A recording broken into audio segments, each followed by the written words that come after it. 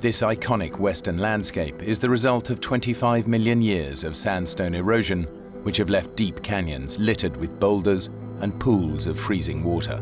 It's harsh and uninhabited, which is exactly why it appeals to experienced canyoneers like Justin and Jeremy Harris. Jeremy and I have shared a lot of experiences as we grew up as brothers. Justin's always been an icon to me. He's always been someone that I looked up to. Canyoneering is a passion that the brothers have shared since they were 7 years old. We can share things that brothers don't very often get time to share. Today they're going to tackle a remote canyon over 50 miles from the nearest town. We were looking for something that would be a new adventure, something that was going to be a little bit more challenging. They camp for the night and wake up to a freezing winter morning. Hey, little brother, wake up. What time is it? It's time to go. It had been a while since we'd been out on a hike, and November was, it was a little later than we wanted to go. It's freezing. We both had done quite a bit of winter hiking, so it wasn't something that was foreign to us, but it's definitely something that's going to complicate matters. You sure you're up for this today? I thought about that question, and I think, yeah, maybe part of me as his older brother thought that I needed to make the final say. Yeah, are you? Yeah, I'm up for it. You drove all this way, right? I made the decision that we were going to go for it that day. Justin!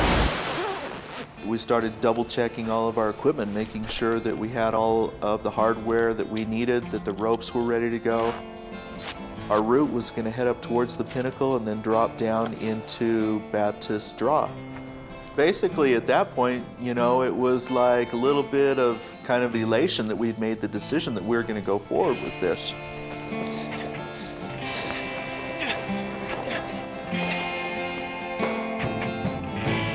As they race towards the canyon's entrance, it's Jeremy, the younger brother, who's at a disadvantage. As a child, he suffered from a debilitating hip condition that led to a full hip replacement when he was only 21.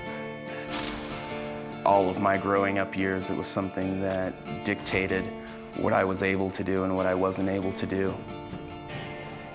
Hip acting up? Just never liked the cold. Jeremy's really suffered, and I was always a little bit in awe of the fact that with his artificial hip, he would push himself, and he would find a trail, or he would find a new peak that he hadn't climbed yet. The brothers plan to follow a circular route. The descent into Upper Chute Canyon will take them 500 feet below the surface.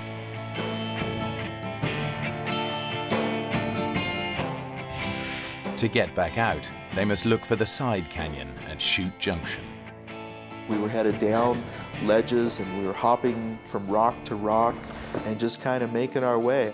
The trail notes say that the route should take about 8 hours. The brothers know they need to complete it well before dark. The dangerous terrain and possibility of flash floods make a slot canyon no place to spend a night. Are we waiting? What? Are we waiting or what? The water looks way too cold. There's a technique where you put your back against one side of the wall and your feet against the other side of the wall, and you kind of edge your way over the pools down below. As the canyon got a little bit more technical, it started taking us longer and longer to cover the ground that we needed to cover.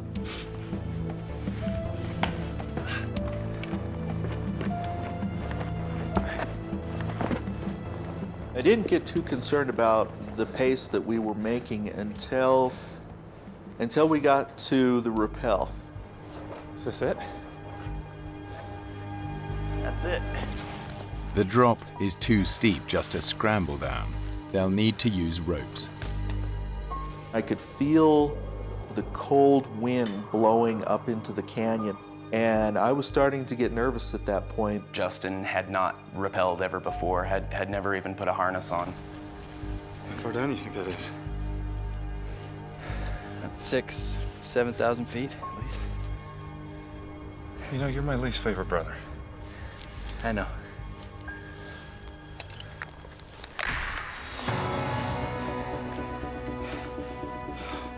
It was a good drop. It wasn't something that you would survive if you fell from. See? There's nothing to worry about. I'm not worried. A little terrified, maybe. Not worried. You'll be fine. Jeremy was getting quiet at that point, and I don't know if he was having some of the same thoughts I was having about what was happening and how long it was taking us to do this, but I know that things got really, really serious for us.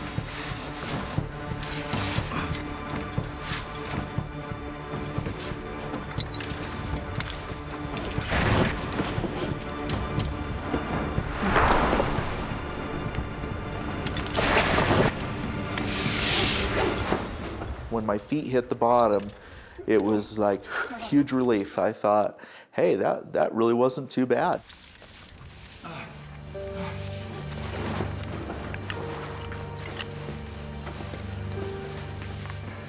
The scary element about technical canyoneering is once you go over a rappel, unless you leave your climbing rope there, you have no way back out. You have no choice but to continue. The canyon has proven to be far more difficult than the brothers expected. They're now hours behind schedule. The tension was increasing, the pressure was on. We really needed to get a move on. Well, it wasn't more than 100 yards, and we ran into a huge chokestone. No, that's not on the trail notes. It becomes basically a barrier that you need to climb up and over.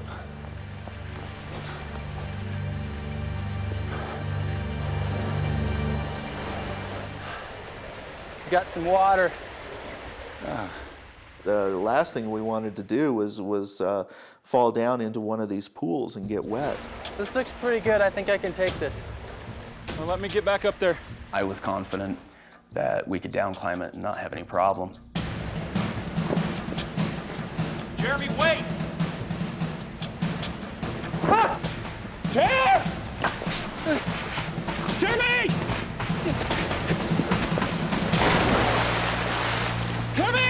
I remember when I heard that splash, that was the last thing that I wanted to hear at that point. Jeremy! Jeremy! Jeremy!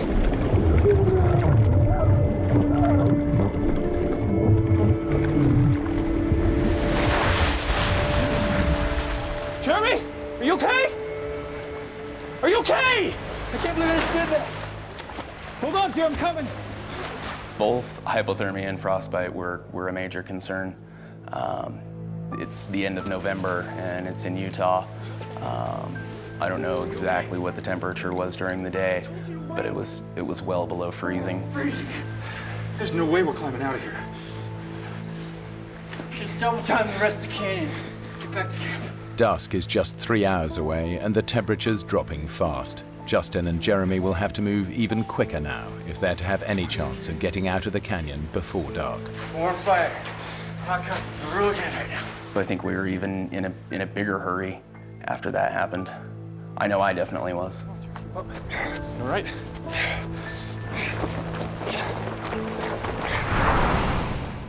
Now the weather, which has been deteriorating all day, takes a dramatic turn for the worse. It probably wasn't 10, 15 minutes before there was maybe an inch of snow. It was very cold. And then we hit another big chokestone. I remember looking down over the back of it and looking at that pool and thinking, oh great, water again. You think this canyon has something against us, do you? Yeah, I think it might just. It was a very tricky down climb, even though it wasn't far. There were very few handholds and very few places to stand on the way down. And footing was a little slippery because of the snow. I'm slipping. I'm glad you were there. And I remember just holding on to his hand because that was the firmest thing that I had to hold on to. Okay. I remember feeling a shift in his movement and believing he was going to jump to the floor because it really wasn't that far. I let go.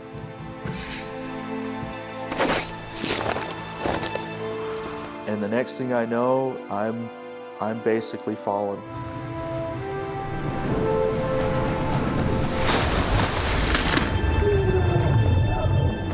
Justin! I knew without a doubt I had just broken my leg, and all I could do was scream. It was the worst pain I'd ever felt in my life. Just stop screaming! You gotta calm down! I had never quite heard someone scream in pain like that. It was a really helpless feeling to hear him scream like that in pain and not be able to do anything for him. Just take it easy, bro!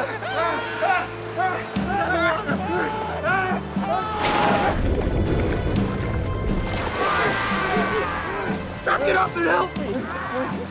Take it out of the water!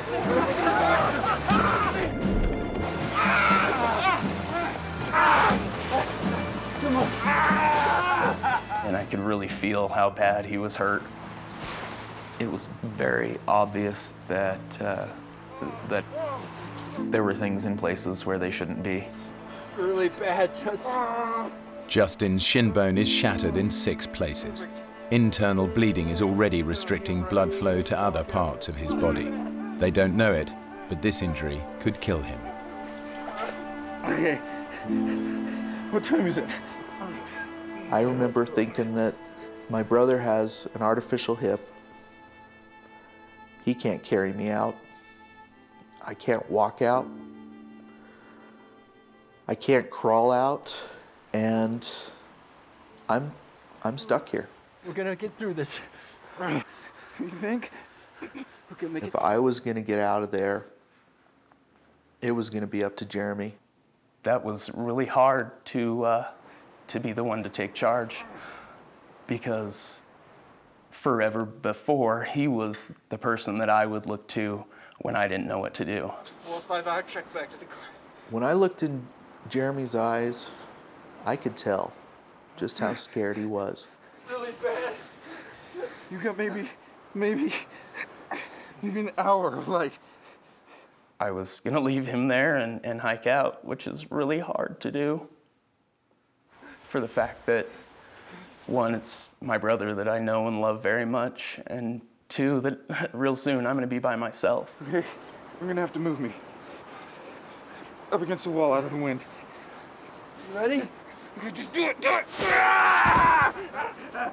I think both of us knew just how serious of a situation we were in. Justin's in real danger.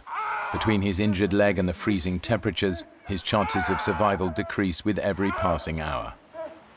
Jeremy needs to move on. It's another 4 miles to the side canyon exit, and the light is fading fast. That's the side canyon there, right? I'll just crow's nest it up here, double time it back to the car, call for help. Just take it one step at a time. How you feeling? Good. Considering I've never been this scared. When we started divvying things out and going through the backpack, we came across my camera. And one of the last things that we did was take a picture of each other, because I remember saying, well, we better take a picture of each other if we don't ever see each other again. I thought that maybe I might never see him again. And those things, yeah, those things go through your head. Remember I was saying about you being my least favorite brother?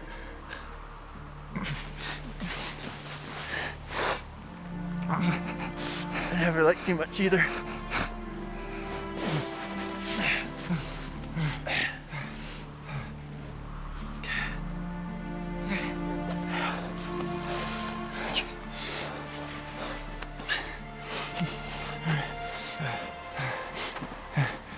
Hey, chair. Yeah.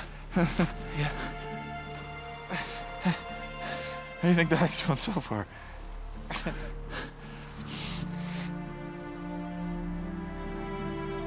Be careful. Okay.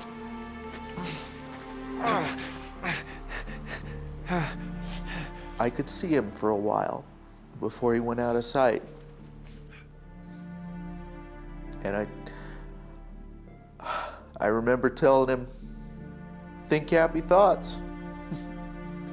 And you can do it. According to the trail notes, Jeremy should be out of the canyon in 4 hours. But so far, the route has proven more difficult and far slower than expected. I think we were both pretty confident that I was going to be out soon. I definitely should have seen it.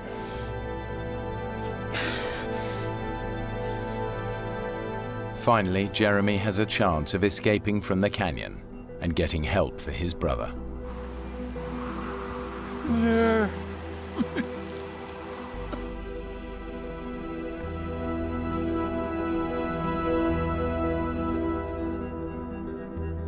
The brothers' camp should be 20 minutes from the side canyon exit, but after 2 hours of searching, he still can't find it. I really wasn't sure where camp was at. My tent has a yellow rainfly over it, a bright yellow rainfly, and Justin's car is red. And off in the distance, I saw red and yellow, and I saw it as clear as day. And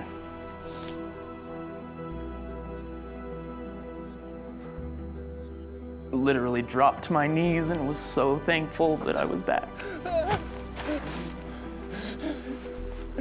And I'm on my knees and I look up and it wasn't there. I wasn't seeing what I thought I saw. It was kind of just the roller coaster ride continuing. Jeremy may be out of the main canyon, but he cannot find the trail back to his camp, and in just 2 hours the sun will set. At the bottom of the canyon, Justin's battle for survival has become one of sheer will and faith in his brother. I knew he would do everything that he possibly could to get out of that canyon and to get help in for me. I knew he wouldn't give up, no matter what. It's really hard to convey to someone how exhausted I was. I'd gone so far beyond what I had imagined my limits were. I wasn't sure whether I should believe that it was really there or not.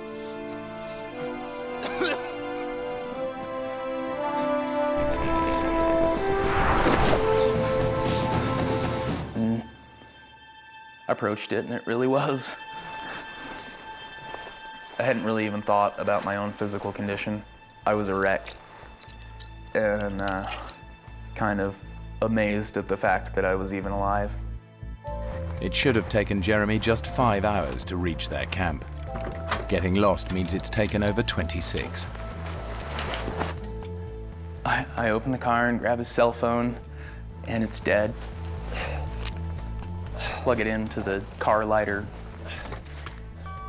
to get some power and waited a minute. After the superhuman effort that Jeremy has made to escape the canyon, he faces a final cruel twist of fate. I couldn't get any service. I remember holding the phone up over the top of the car and couldn't get a signal. As Jeremy tries to get through to help, Justin is struggling just to get from 1 hour to the next. All you want to do is lay down and just go to sleep for a little while. And I thought about just how easy that would be. And I'm hoping that I can go through another hour. I can get through 2 hours, and then you get through that hour, and time passes. Justin is beginning to realize that he faces another night in the canyon, a night he does not expect to survive.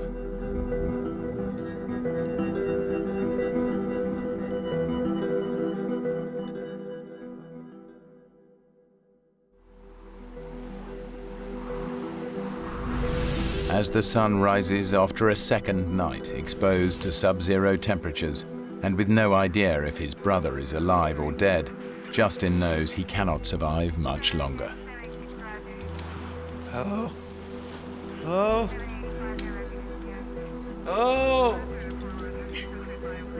Hey. And then all of a sudden, out of the corner of my eye, I see a face pop around this boulder. And I think we were probably both pretty surprised to see each other. Justin, we see you. He's right over there. Base, we found him. And it was like, you know, they're here. They made it. They made it down. It was wonderful. So how you feeling? When I first got to Justin, just looking at him, I thought, boy, he's doing pretty good.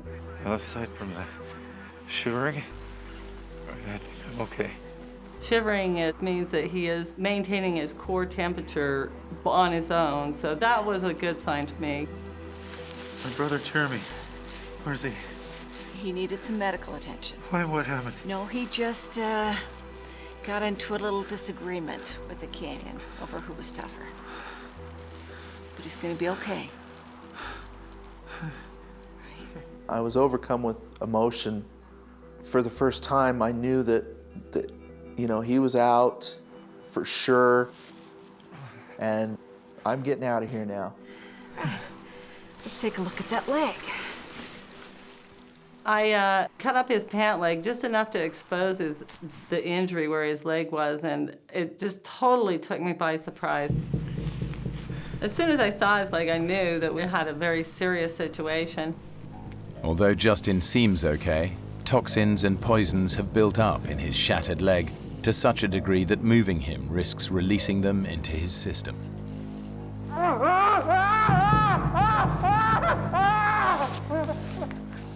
When your blood doesn't circulate down through your body continuously, acids build up in your body, and if they are rapidly released back into the system, they'll go to your heart and it'll kill you. I really thought at that time, he has a really high potential of losing his leg, but even more so of losing his life.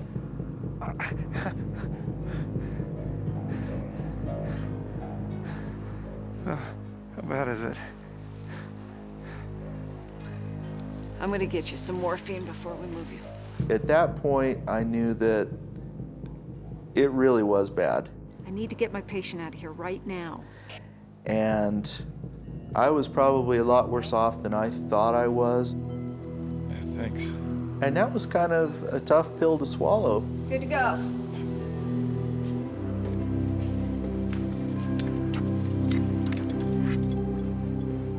I'm laying flat on my back, and you know, for the first time, I'm getting a pretty good view of the canyon that we came down to see, and so I'm kind of looking around, and it's a nice canyon.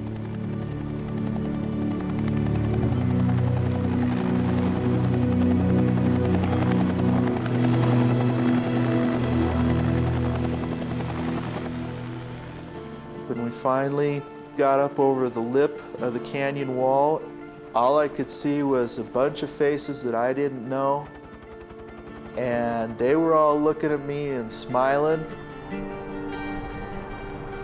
Thank you. Okay? Thanks. You do great. Thank you, guys. Hey, Justin, would you like to speak to your wife? I says, yeah, I want to talk to her.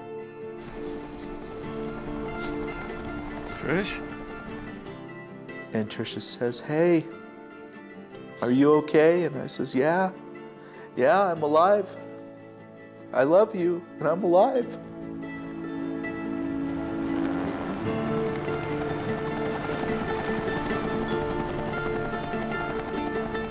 Jeremy and Justin are finally reunited in hospital in Salt Lake City.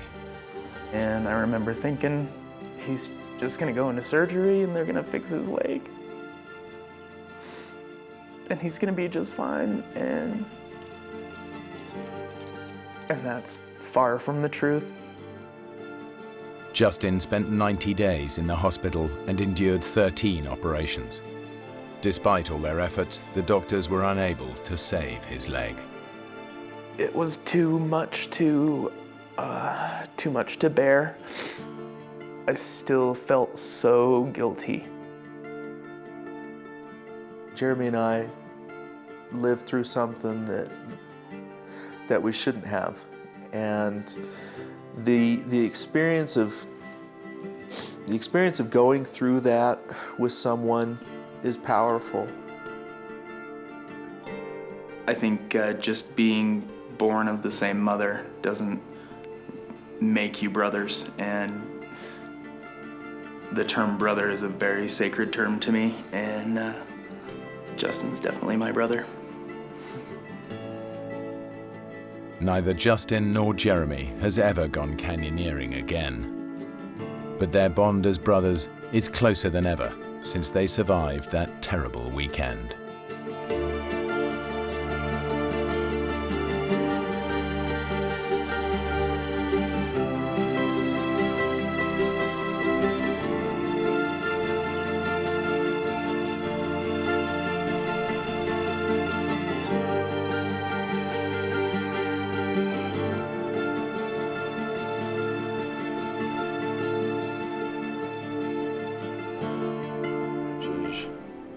He's always been a good kid. Blake's organised the rafting trip as a gift to his dad to celebrate a very special occasion. For my father's 65th birthday, I had planned this rafting trip to the gates of the Arctic as a present to him. Although Neil's been looking forward to this, he knows it's going to be tough. Hey, Dad. Yeah? Man over here? Sure. He'd really wanted Blake to book them on an organised group trip, but Blake had other ideas. Blake is very independently minded and decided that, oh no, we don't want to do that. We want to be able to do whatever we want to do. Since he knew I'd made up my mind, there wasn't much he was going to say that could make me change my mind. Okay, Dad? Yeah. It would have been kind of nice to watch someone else do the hauling and shoving. Come on, Dad. You want to share this with 10 strangers and a tour guide? Matter of fact, yeah. I had never wanted to, and still never want to go on a guided tour. Let's load her up. It was, an experience that I wanted to have with my father, just the two of us. Better get going, Dad. Just checking everything shipshape. Where in the world did I put that lighter? I got it. Very repellent. Extra strength, very repellent. Almost anywhere in Alaska, you're going to run into many different types of wildlife, which includes bear, and of course that's something that you always need to be prepared for.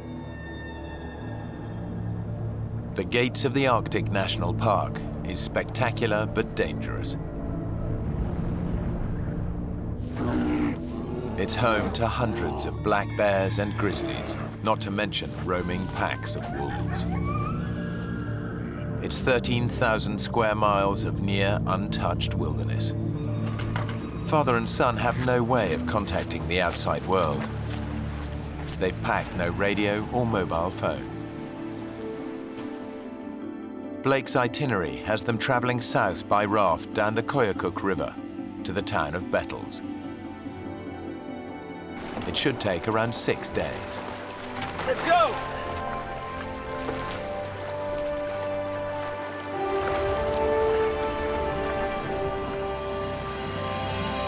It was about a 90-mile float that we had planned, just camping and doing little short day hikes. We were just going to have fun. Oh, it's beautiful. Isn't it? Thanks, son. A wonderful, wonderful birthday present. Well, most of our conversation was just how amazed we were with the beauty that we were surrounded by and how remote it was and how quiet it was. Blake and Neil have deliberately avoided the crowds by arriving in early June. It's 2 weeks before the start of the rafting season, so the men have the Koyukuk River all to themselves. Quite exciting, isn't it? I'm glad I came. We commented on the way down the river that wasn't it great to be the only ones on the river, the first ones on the river that year, and there was a reason, as it turned out.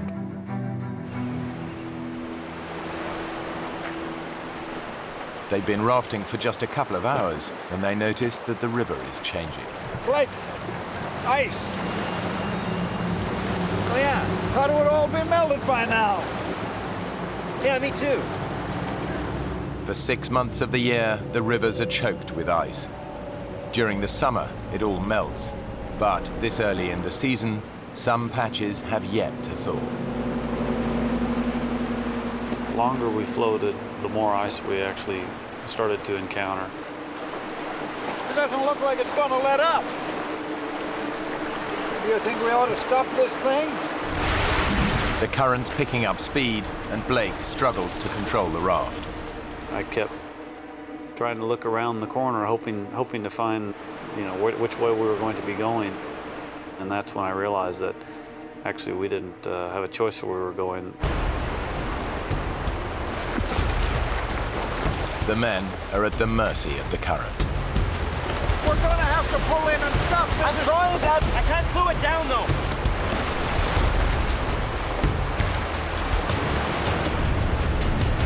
We're going too fast. Let's slow it down, Dad.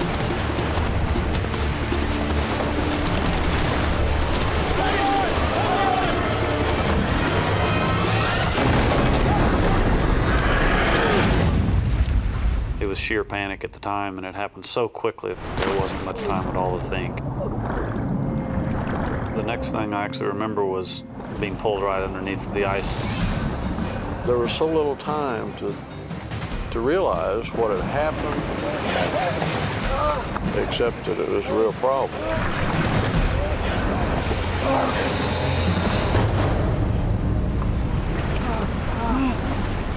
It wasn't long before we came up in essentially an air chamber underneath the ice.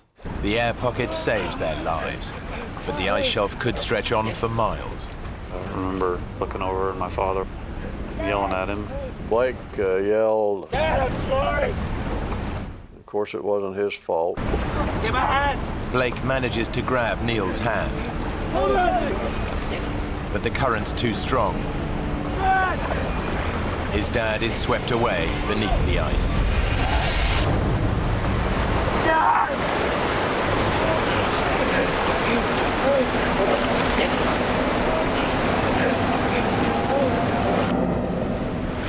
The men are spat out from under the ice shelf, but their ordeal isn't over yet. We were being carried rapidly toward the second ice shelf. I saw it coming. I reached up and grabbed it to try to prevent from going under it. Of course, the river was such that I was carried underneath. The roof of this ice shelf is even lower than the last. And the second ice shelf had no room to breathe. I really thought I had taken my last breath. My father and I both ended up with a lot of abrasions to the top of our heads because we kept trying to come up to the air that we were hoping was there. I've never thought of a worse way of dying than drowning, and was certainly thinking that that is how I was going to die. After being under that water for what seemed like an eternity, I just remember popping out, taking in a nice big breath of air.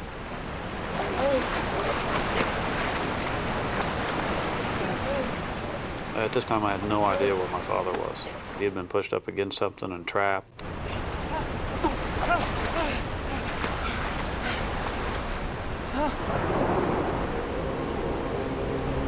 Dad! Dad!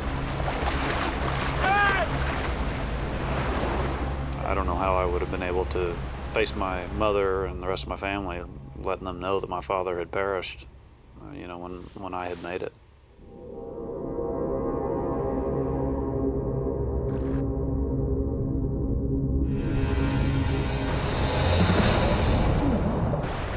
next thing I remember seeing was his head above the water. The powerful current is sweeping Neil away. It didn't appear like he was making any attempt to get out of the river. And for all I knew, he was injured and couldn't. Neil's disorientated, but somehow he catches hold of a rock and hauls himself out. Blake knows that his dad has got to get to shore fast before he's paralyzed by cold and shock. And Blake, in the meantime, is yelling at me, and I can't hear him above the roar of the river.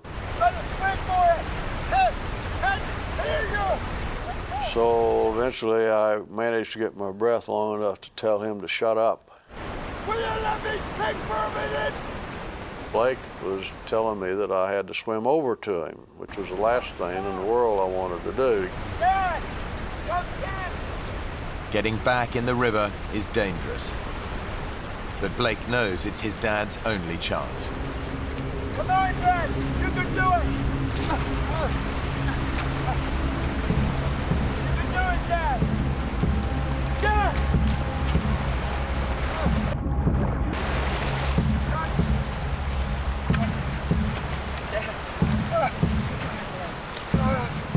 Oh my God, you're freezing.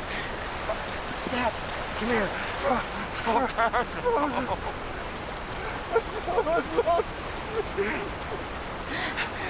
I'm so sorry, Dad. It's okay. It's okay. It was just bad luck. Bad luck. As a doctor, Blake knows that his dad's in the first stages of hypothermia. I thought you were gone. The second I got him out, I realized he was shaking uncontrollably. It was mild seizure-like.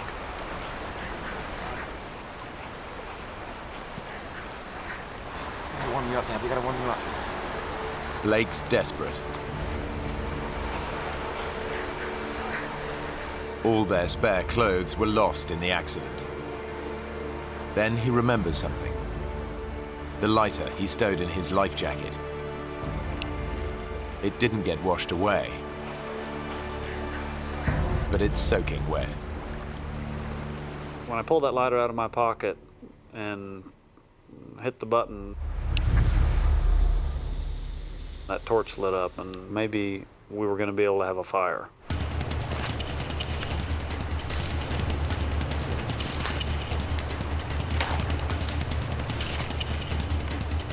I knew that we had to get a fire started. We had to get him out of those cold, wet clothes.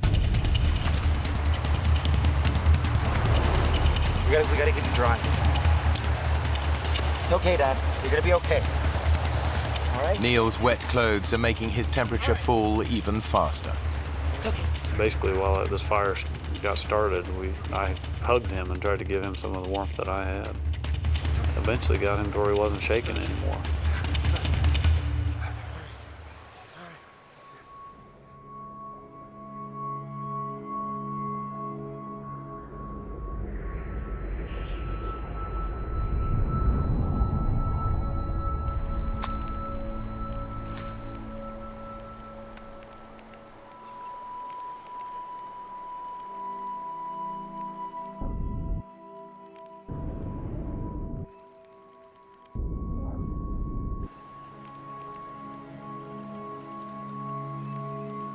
Blake had in his life vest a picture of his wife and son, and been so worried about ever seeing them again. And we were both somewhat crying. It's okay, look. It's gonna be all right. I'll be back home. But Blake knows their prospects are bleak. They're stranded in a remote wilderness and nobody expects them back for at least a week. Their raft is lost, along with all their food and gear. Worse still, the reserve is teeming with hundreds of wolves and bears. I think at that point we realized that we got some big problems. Getting colder now, the sun's going down. You think we ought to find a more sheltered spot? Yeah. You okay to move? Guess I'll have to be.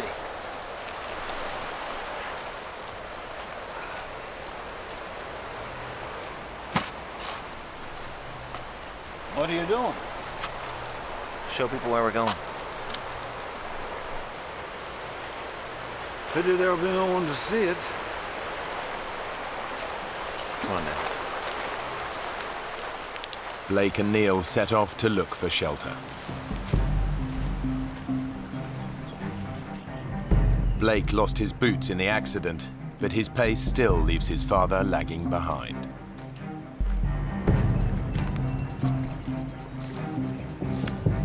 I think that I wanted to move a lot faster than my father was able to move at the time. The freezing water has drained Neil's strength. He's 65 years old and still feeling the effects of an accident 12 months ago that left him with a broken ankle. Blake! Can we just hold up here a minute? You're not even trying to find a place to stop. Oh, sorry, Dad. I just got carried away. There's no way we're just walking out of here. We're gonna have to find a good campsite and stay put. How agreed? All right. Okay. Give me your hand. Here we were in the middle of this vast wilderness, a good 60 miles from the nearest human being. No one was expected to be flown into the area for at least 2 weeks after our trip. We were alone, and we were going to have to endure or survive until either we found a way out of it or someone came looking for us. It's the rainy season, so the men set about building a shelter to protect them. It's crucial they stay warm and dry, but that's just the start of their problems. Hey, Blake! Come take a look at this! What? Tracks. What do you think?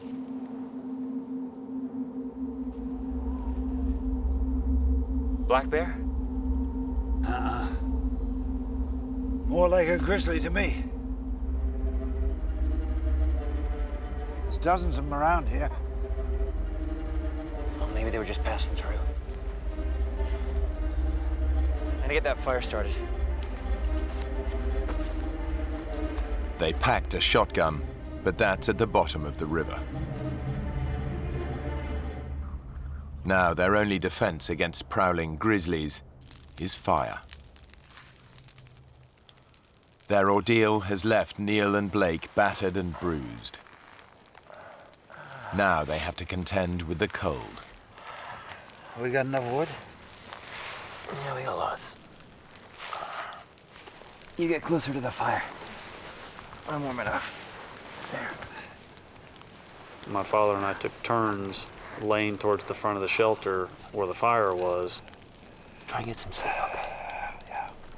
And then whoever was laying in back would bear hug the person in front. Sleeping won't be easy. It's summer and the sun barely dips below the horizon. But during the few hours of darkness, the temperature can still get close. Now Neil faces his first night alone in a wilderness bristling with predators.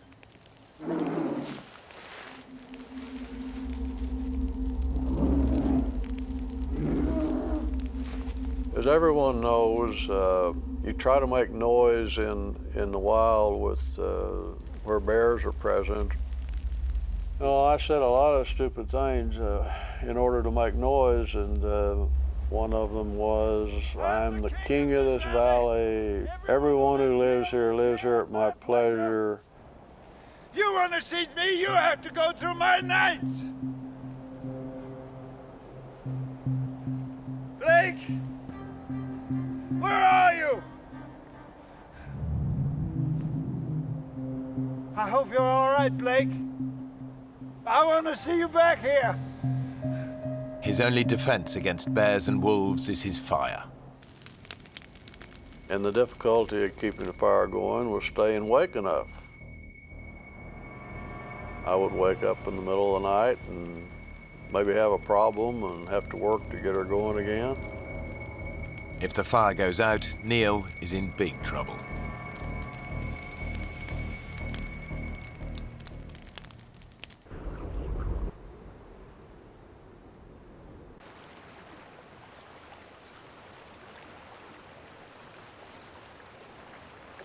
After a fitful night's sleep, Blake confronts the bleak reality of his situation.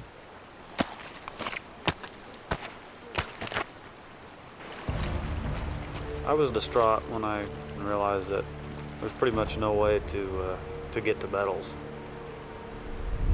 I was a long way from what I'd hoped to be my final destination. But he has one slim hope. I kept thinking about the fact that these bush pilots fly up and down these rivers, so they might be flying directly overhead. If he can make himself more visible, he might be spotted by one of these passing planes. Despite his weakened state, he starts to gather driftwood for a signal fire. I actually set one of these log jams on fire, hoping that someone might see the smoke. But even this simple plan fails. Every time I looked up into the sky, the smoke wasn't very white and smoky like you always see in the TV shows. You know, it wasn't that noticeable.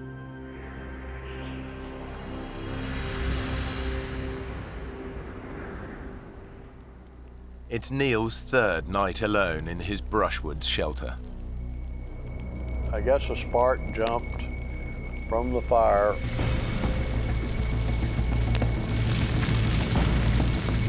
All of a sudden, there was a fire going on right above my head, and I'm talking like 18 inches above my head. So I had to get out of there fast. He can only watch, helpless as his precious shelter burns to the ground. I got out of there and watched as fire just burst into an inferno.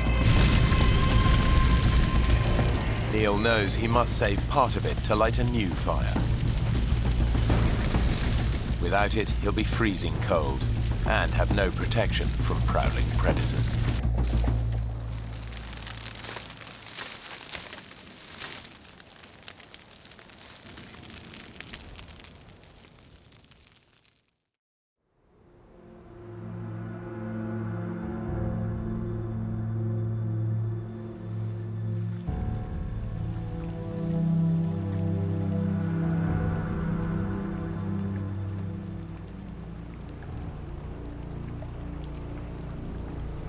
During the night, meltwater has flooded the river.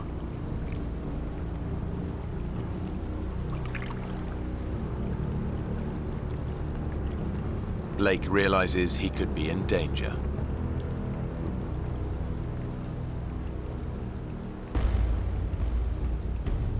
When I realized that the river was rising that quickly, I moved up into the forest because I was worried that I was actually going to end up on a small island out there and be trapped by water on all sides.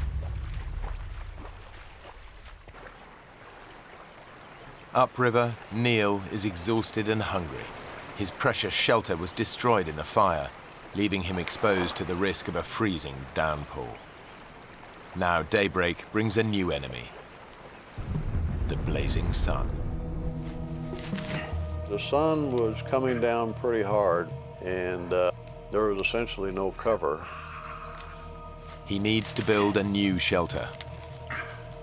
But it's becoming harder and harder to carry out even simple tasks. Ow! There's only so much punishment a 65-year-old body can take. After 3 days without food, Neil is weakening. Blake's decision to hike for help has backfired. Now his actions could cost his father's life.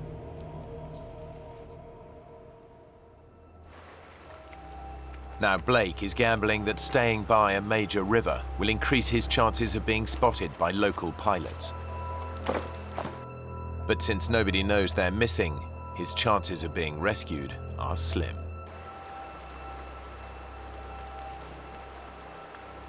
I was definitely depressed about the situation that we were in, especially because I had so much time to think about it.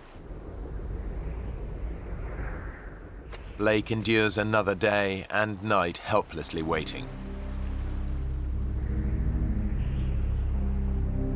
His constant fear that his dad hasn't survived his ordeal.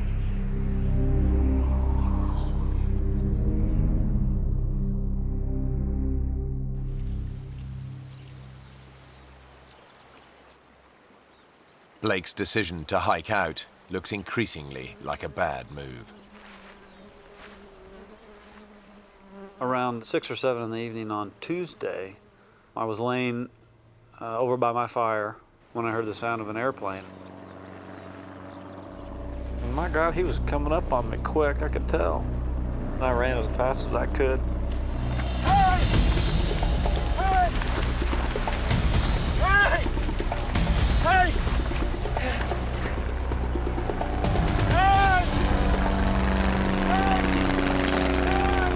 I realized that he spotted me. He'd spotted me.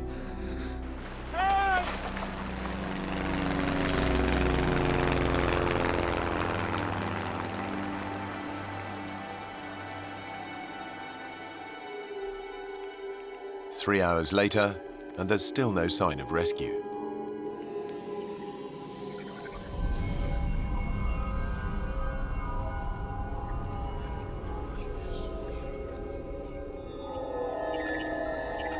Boy, after a while, I started thinking, did I just hallucinate? Did I imagine that plane? If help doesn't come soon, Blake knows they're as good as dead.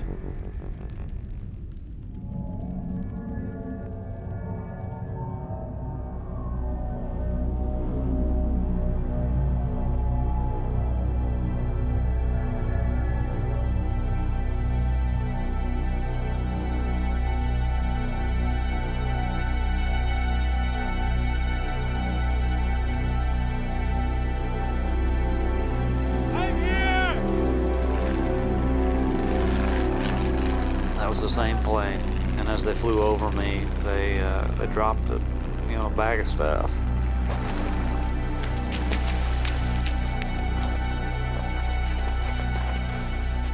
The bag contains supplies and a walkie-talkie. I turned that radio on. I kind of told him what had happened. There's only one thought on Blake's mind. Please hurry! You gotta go find my dad! He's 15 miles upstream. There'll be a fire going. Just see a fire. The pilot launches an aerial search for Neil. And Tango, where are you guys at? Okay, we're gonna head north. A plane reaches the right area within 10 minutes. Neil's camp should be easy to spot. But when the pilot reports back to Blake, the news is bad.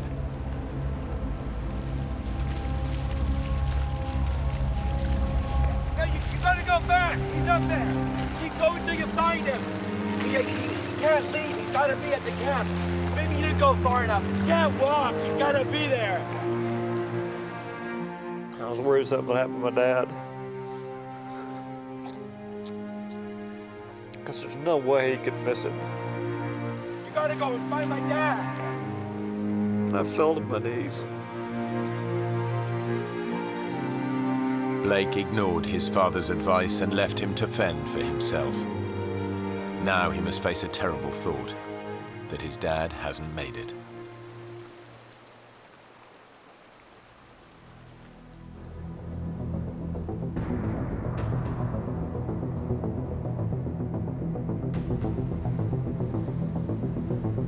The aerial search continues. But in such a vast wilderness, Neil's camp is proving hard to locate.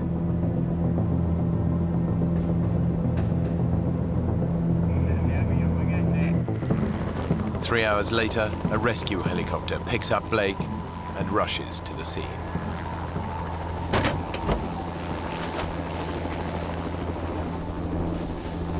Neil! Neil, you okay?